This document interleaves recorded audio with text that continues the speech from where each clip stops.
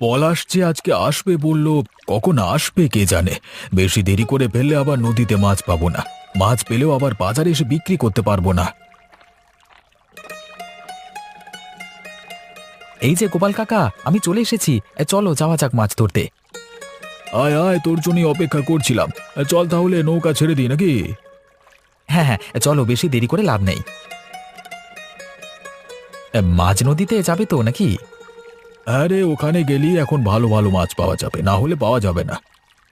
আজকে আমি অনেকগুলো মাছ ধরবো কাকা, তুমি আমাকে শুধু শিখিয়ে দেবে একটু, হ্যাঁ? তারপরেই। আরে আরে, ওখানে কার নৌকো পড়ে আছে? আরে কাকা, নৌকো ছাড়ো। ওই দেখো, মনে হচ্ছে রতন কাকা জলে ভাসছে। তাই তো রে পলাশ, তুই একদম ঠিক কথা বলেছিস। এই চল চল, তাড়াতাড়ি ওকে উদ্ধার করতে হবে। আরে নিঃশ্বাস চলছে রে। যাক, আমি ভাবলাম হয়তো অন্য কিছু হয়ে গেছে, কিন্তু এভাবে অজ্ঞান হয়ে জলে পড়ে গিয়েছিল কেন? তার থেকেও বড় কথা, রতন কাকা এই মাঝ নদীতে কি করছিল? চল চল, এখানে আর একে ফেলে রেখে লাভ নেই। আমরা বরং একে নিয়ে যাই। আগে জ্ঞান ফিরে আসুক, তারপর না হয় সবকিছু জানা যাবে। ঠিক আছে কাকা, আমি ওই নৌকাটা চালিয়ে নিয়ে যাচ্ছি, তুমি চলো। কি রে বাবা, কখন বাজার করবার নাম করে গেছে, এখনো পর্যন্ত বাজার করে ফিরবার সময় হলো না। আজকে যদি কিছু না নিয়ে ঘরে আসে তাহলে খাওয়া দাওয়া বন্ধ করে দেব, তখন বুঝবে মজা।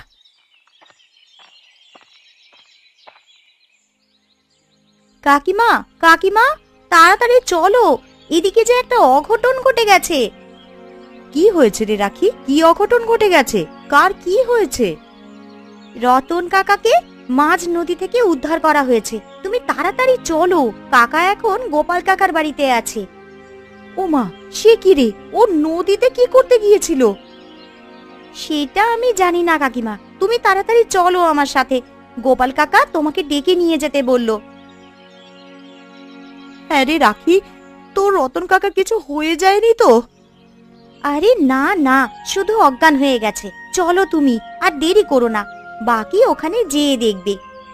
চল চল চল, তাহলে যাওয়া যাক।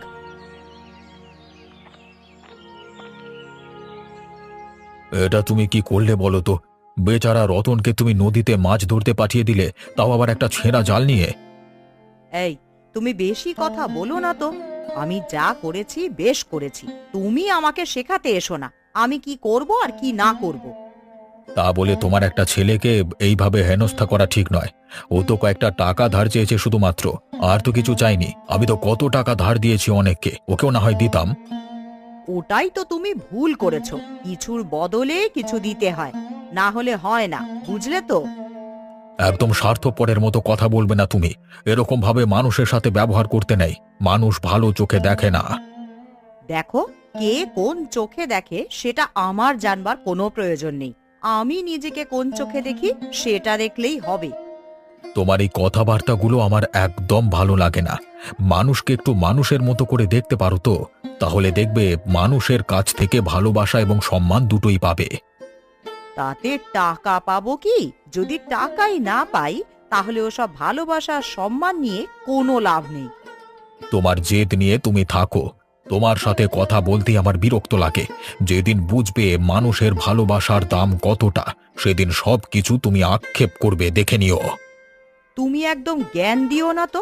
কিন্তু তোমার রতন তো এখনো পর্যন্ত এলো না, কোথায় গেছে সে? হয় আবার পালিয়ে গেল না তো? ওরা পালিয়ে যাবার লোক নয়। তুমি যে কাজ দিয়েছো, তুমি দেখবে ঠিক সময় সে কাজ মিটিয়ে ঠিক ফিরে আসবে বলে আমার বিশ্বাস। আর যদি না আসে তাহলে তো আর তার বউয়ের ইচ্ছা পূরণ হবে না, ঘরে তখন ছেঁকা খেয়ে মরবে বেচারা। তুমি তো সেটাই চাও। মানুষের কষ্ট দেখতে তোমার খুব ভালো লাগে, আমি জানি। হায় ওপরওয়ালা, তুমি রতন কাকাকে ঠিক করে দাও। রতন কাকার কোনো দোষ নেই, রতন কাকা খুব ভালো লোক। কি ব্যাপারে পলাশ, কি হয়েছে এখানে? এত চেঁচামেচি কিসের? হ্যাঁ, আর বলো না নগেন কাকা, এখানে একটা বড় অঘটন ঘটে গেছে। রতন কাকা আজকে মাঝ নদীতে কি করতে গেছিল জানি না, হঠাৎ করে দেখি আমরা আমরা গিয়ে মানে নদীর জলে পড়ে আছে রতন কাকা। সে কি রে, মরে টরে যায়নি তো? না না কাকা, কি বলছো তুমি? আমরা থাকতে কিছু হবে তুমি ভাবলে কি করে? কিছুই হয়নি, আমরা তাকে ঠিক সময় নিয়ে চলে এসেছি। তা মাঝ নদীতে কি কারণে বাগামো করতে গিয়েছিল রতন? ওর কাজটাই কি ও নদীতে গিয়ে?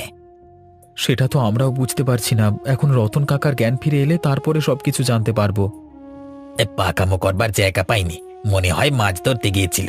ওর গিন্নি তো আদিক্যতা কম নয়, তাই এসেছে নাকি নীলিমা? হ্যাঁ কাকা, এসেছে। ভাগ্যিস আমরা ঠিক সময় গিয়ে রতন কাকাকে দেখতে পেয়েছিলাম, না হলে কি থেকে যে কি হয়েছে তো। দেখ, যদি জ্ঞান ফিরে আসে তাহলে ঠিক জিনিসটা জানতে পারবি হয়তো।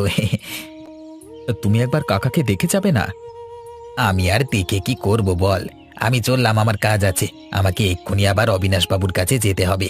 ওখানে কাজগুলো ফেলে রাখলে তো হবে না। হ্যাঁ তা তো বটেই।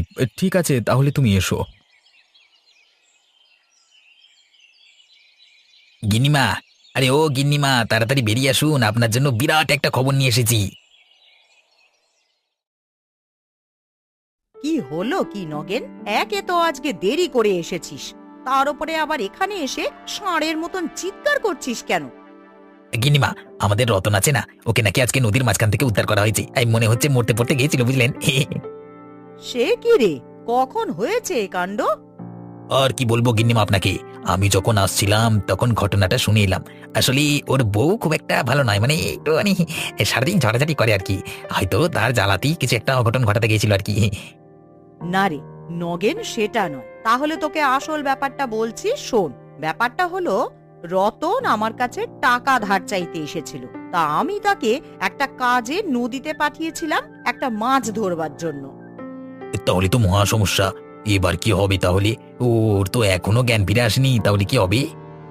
শোন, তোর কর্তাবাবুর কানে যেন এ কথা না যায়। একদম চুপচাপ থাকবি। কয়দিন গা ঢাকা দিয়ে থাক, তারপর সব কিছু ঠিকঠাক হয়ে যাবে। এই ঠিক আছে গিন্নিমা, আপনি যেটা বলবেন সেটাই হবে। আমি কাউকে কিচ্ছু বলবো না।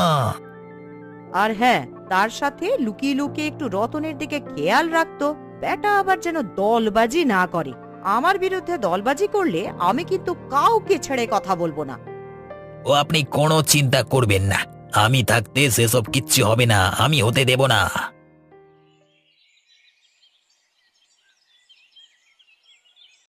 আমি কোথায়? আমি কোথায়? এই তো, এই তো তুমি চোখ খুলে চেয়েছো। তোমার কি হয়েছিল গো? কখন থেকে তুমি অজ্ঞান হয়ে আছো? আর তুমি নদীর মাঝখানে গিয়েছিলে কি জন্য? ও তুমি, আমি কি জন্য গেছিলাম বলো তো? আমার কি হয়েছিল? আরে রতন, তোকে আমরা নদীর মাঝখান থেকে উদ্ধার করেছি। আমরা যদি ঠিক সময় না যেতাম তাহলে তুই নদীর জলে ডুবে মরে যেতিস। তাই নাকি? তাহলে তো আমি ভুল করে ফেলেছিলাম। আরে তুই কি ভুল করেছিলি সেটাই তো জানতে চাইছি। একটু ভেবেচিন্তে বল দেখি কি হয়েছিল। আমি নীলিমাকে একটা কাপড় দেব বলে গিন্নিমার কাছে কিছু টাকা ধার চাইতে গেছিলাম, কিন্তু গিন্নিমা আমাকে একটা ছেঁড়া জাল দিয়ে বলল একটা শোল মাছ ধরে আনতে। আমি সেই শোল মাছ ধরতেই নদীতে গিয়েছিলাম, কিন্তু মাছটা আমাকে এক ঝটকা দিয়ে ফেলে দিয়েছে। বলো কি গো, ওই মাছের এত ক্ষমতা? ছোটখাটো মাছ নয় সেই শোল মাছ, বিশাল বড় মাছ, যা তুমি কল্পনাও করতে পারবে না। তা তোমাকে কে যেতে বলেছিল ওই কাজ করতে? না হলে তো আমার আর কোনো উপায় ছিল না। তোমাকে আমি কাপড় দিতে পারতাম না তো, হাতে একদম টাকা পয়সা ছিল না। শোন রতন, তোর মাছ ধরবার কোনো অভিজ্ঞতা নেই, অতএব তোর এই বোকামিটা না করলেই হতো। আমার মনে হয় সব দিক থেকে ভালো হতো। এখন যদি তোর কিছু হয়ে যেত ভাবতো। কালকে তোর রতন কাকা কি বলল শুনলি তো? একটা বিশাল বড় শোল মাছ নাকি এই নদীতে এসেছে। আমরা যদি ওই শোল মাছটাকে ধরতে পারতাম তাহলে কিন্তু আমাদের রমরমা ব্যাপার হয়ে যেত। তুমি ঠিকই বলেছ কাকা, চলো একবার আমরা আজকে খুঁজে দেখি মাছটাকে পাই কিনা। কি ব্যাপার হে, তোমরা কি মাছ ধরতে চললে নাকি সকাল সকাল? হ্যাঁ, কি আর করবার, সবাইকে আর তোমার মতো সুখের চাকরি করে যে সবাই মাস গেলেই টাকা পেয়ে যাবে। আরে না না, যার কর্ম তাকে তো সেটা করতে হবেই, তাই না? এখন তোমার জায়গায় যদি আমাকে পাঠানো হয় মাছ ধরতে, আমি কি সেটা পারবো? এই ধরো না, রতনের সাথেই যেমন হলো। কাকা, আমরা এখন বেরোবো বুঝলে, তোমার তো কাজ আছে। আরে হ্যাঁ, বের তো আমিও হব। তোদের সাথে ফালতু বকর বকর করবার আমার সময় নেই। আমি যাই, গিয়ে দেখি কোনো কাজ হচ্ছে কিনা। ঠিক আছে চলো গোপাল কাকা, আমরা তাহলে এগিয়ে যাই, আর এখানে সময় নষ্ট করে লাভ নেই। হ্যাঁ পলাশ, চল যাওয়া যাক, আমাদের আবার মাছ ধরে এনে বিক্রি করতে হবে তো।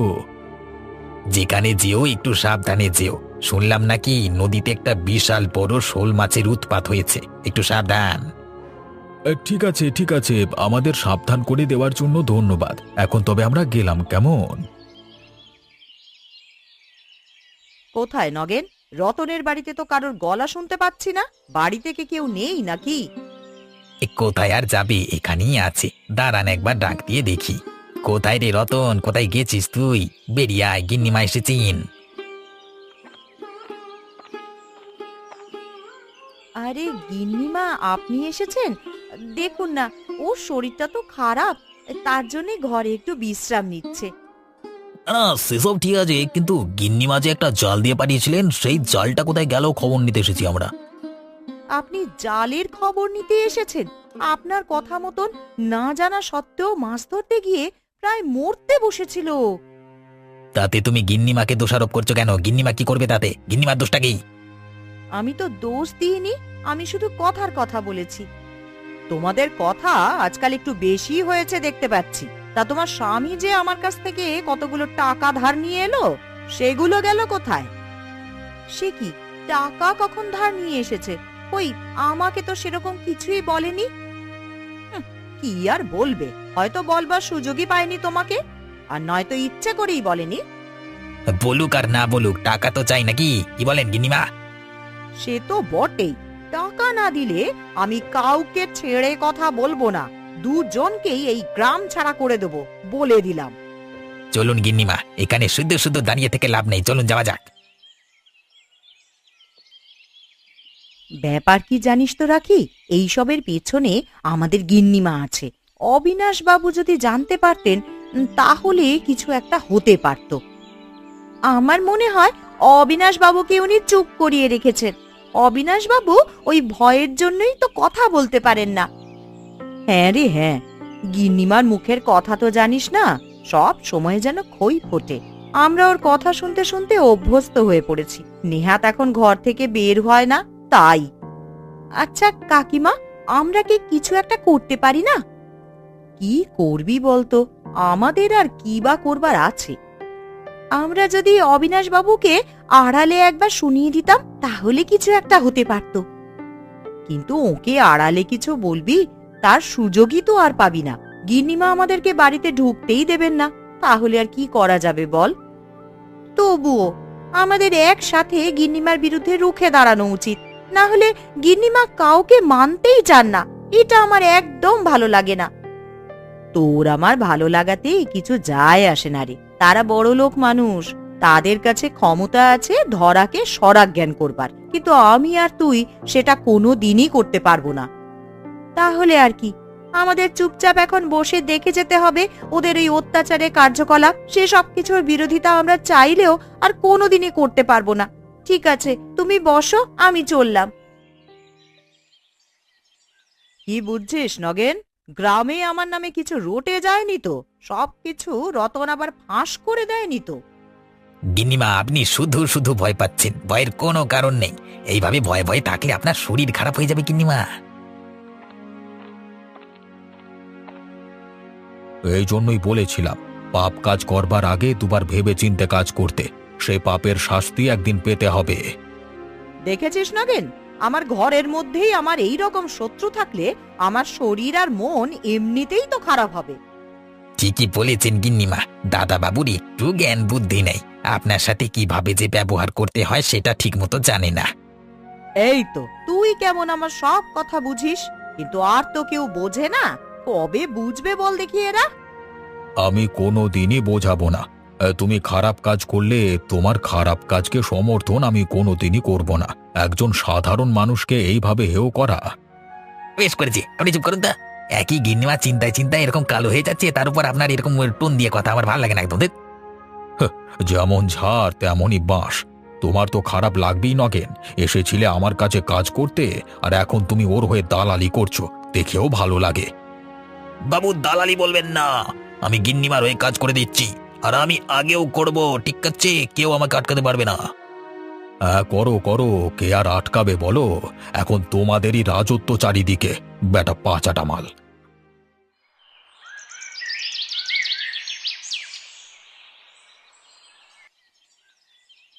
অবিনাশবাবু বাড়িতে আছেন নাকি? আপনার সাথে দরকার ছিল। এই কি ব্যাপার, কি চাই তোমাদের? এখানে কি দরকার, তোমাদের কি চাই? আমরা অবিনাশ বাবুর সাথে দেখা করতে এসেছি। দেখা করতে এসেছো বলি তো দেখা করা যাবে না? তোমাদের ইচ্ছে করছে তোমরা চলে এসেছো, তা বলে অবিনাশ বাবু আরে গোপাল নাকি? আরে এসো এসো ভাই, তা কি খবর বলো, কেমন আছো? তা হঠাৎ কি ব্যাপার? আমার ঘরের উঠানে তোমরা চলে এসেছো? গিন্নিমা, বাবুর সামনেই আপনাকে বলছি, আপনি রতনকে দিয়ে যে কাজটা করিয়েছেন সেটা একদম ভালো করেননি। তা তোমরা কি আমাকে ভয় দেখাতে এসেছো নাকি এই সকালবেলায়? না না গিন্নিমা, আপনি ওরকম ভাবছেন কেন? আপনাকে ভয় দেখিয়ে আমাদের কি লাভ? তাহলে এখানে কি করতে এসেছিস? হ্যাঁ, আরে আমি এটাই বলতে এসেছি যে গিন্নিমার যখন ওই শোল মাছটা খাবার ইচ্ছে হয়েছে, তখন আমরা সেই শোল মাছ গিন্নিমাকে এনে দেব, তবে একটা শর্ত আছে। কি শর্ত আছে? আমাদের নগেন দাদাকে থাকতে হবে পাড়ে দাঁড়িয়ে। আসলে আমরা কি করছি না করছি সেটা নগেন দাদা দাঁড়িয়ে দেখলে খুব ভালো হতো। এ আর এমন কি ব্যাপার? তা শুধু নগেন কেন, আমিও যাব নদীর পাড়ে, দেখব তোমরা কিভাবে ওই শোল মাছটাকে ধরো। তুমি ওদের দলে হয়ে গেলে গোপাল। কি আর করব, হতেই হবে বাবু, উপায় তো নেই।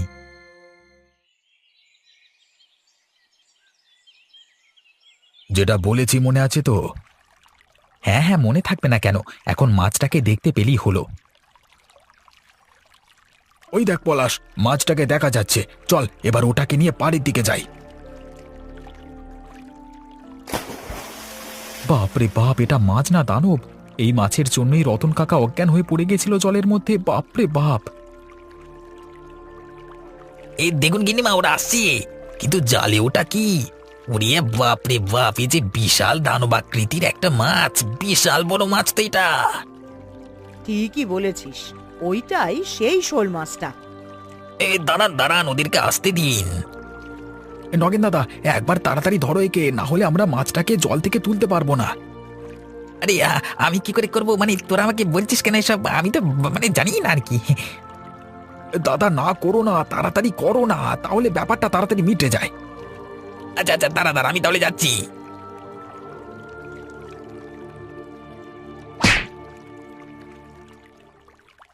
ওই আরে বাবা রে বাবা, মেরে ফেললো। আরে আরে, ওকে তো আমরা জল থেকে তোলো, না হলে ওর যে কিছু একটা হয়ে যাবে। দেখুন তো গিন্নিমা, আপনার চোখের সামনে আপনি যে দৃশ্য দেখলেন সেটা দেখে আপনার কোনো কিছু মনে পড়ছে কিনা? তোমরা কি বলতে চাইছো? আমরা আপনাকে বোঝাতে চাইলাম যে কিভাবে একটা মানুষের উপর মাছে আক্রমণ করতে পারে, আর আপনি নিজেকে বাঁচাতে ব্যস্ত ছিলেন। আমরা যদি এখন নগেনকে না তুলি? শোনো, তোমরা এইরকম করো না, ওকে আগে জল থেকে তোলো। কোথায় রতন, কোথায়? তাড়াতাড়ি বেরিয়ে এসো তো রতন। আরে গিন্নিমা, বাবু আপনারা আমার বাড়িতে? তুমি আমাকে ক্ষমা করে দাও রতন, আমার খুব বড় ভুল হয়ে গেছে। এই ভুল আমি আর কোনো দিনও করব না। ভুল মানে? আপনি কি বলছেন? কি মানে? অত বড় শোল মাছটাকে নিজের চোখে দেখে তোমার গিন্নিমার মাথা ঘুরে গেছে। ও এখন বলছে তোমাকে সেখানে না যেতে দিলি হতো। সেসব বলবার কোনো প্রয়োজন নেই, যা হয়েছে হয়েছে। না না, সেটা বললে হবে না রতন। আজকে আমি নিজের চোখে সেই মাছটাকে দেখেছি, ওটা একটা দানব। আমার আন্দাজ ছিল না যে এত বড় মাছও হতে পারে। আমি তোমার উপরে খুবই অত্যাচার করেছি গো, আমাকে ক্ষমা করে দিও। আর তোমার যত টাকা দরকার আমার কাছ থেকে নিও। ঠিক আছে গিন্নিমা, আপনি যখন বলছেন আমার কোনো অসুবিধে নেই। কালকে থেকে তুমি আমার কাছে কাজে যেও, কেমন? তোমার জন্য কাজ আছে আমার কাছে। ঠিক আছে বাবু, আপনি যা কাজ দেবেন আমি তাই করে দেব। কাল থেকে আমি যাব আপনার কাছে কাজে।